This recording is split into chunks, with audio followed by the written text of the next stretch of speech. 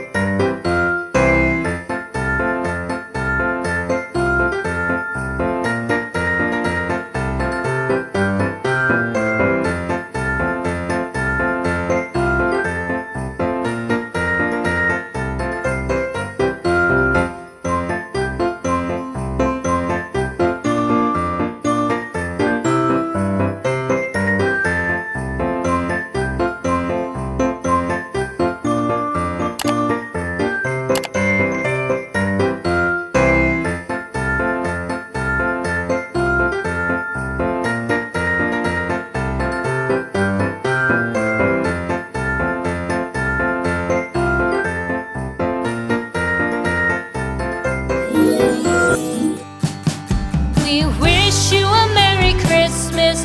We wish you a Merry Christmas. We wish you a Merry Christmas and a Happy New Year. The tidings we bring to you and your kid. We wish you a Merry Christmas and a Happy New Year. Now bring us some figgy pudding. Now bring us some figgy pudding. Now bring us some figgy pudding and bring it out here. The tidings we bring to you and your kin. We wish you a Merry Christmas and a Happy New Year.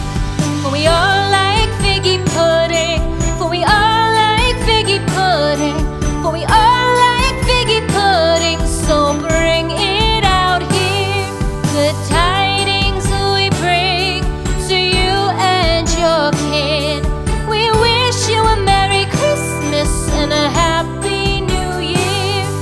We won't go until we get some.